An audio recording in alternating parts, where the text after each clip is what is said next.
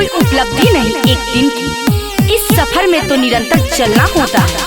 दृढ़ निश्चय ही निश्चय की कीमत पाता है। जो जुर्म को कभी सहे नहीं वही मंजिल तक जाता है, वही मंजिल तक जाता है। अब की जिताना है कि वार्ड का परिषद बनाना है।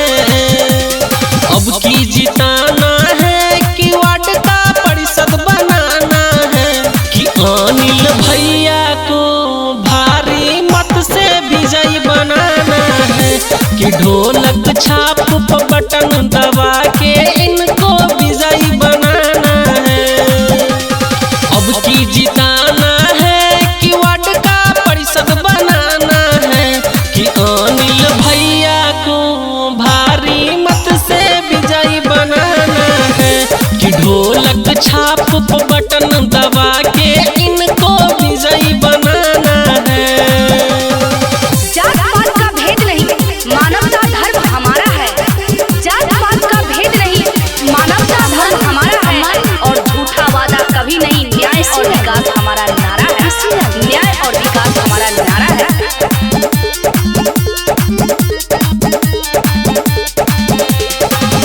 काका काकी भैया भौजी भूल न जाना।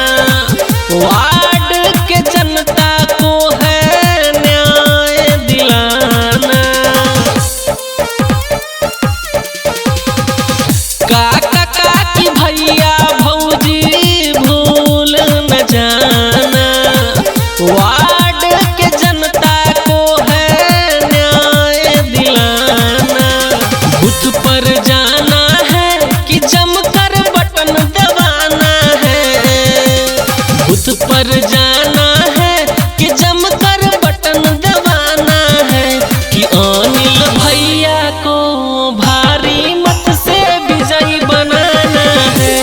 कि ढोलक छाप पर बटन दबा के इनको विजयी बनाना है। मोहब्बत का पैगाम लाया हूँ मैं, दिल से दिल मिलाने आया हूँ मैं। आपस में हो भाईचारा सबों का, भेदभाव मिटाने आया हूँ मैं। भेदभाव मिटाने आया हूँ मैं। दुखियों गरीबों का ये रखता ख्याल है। वार्ड के जनता का ये करता देखभाल है।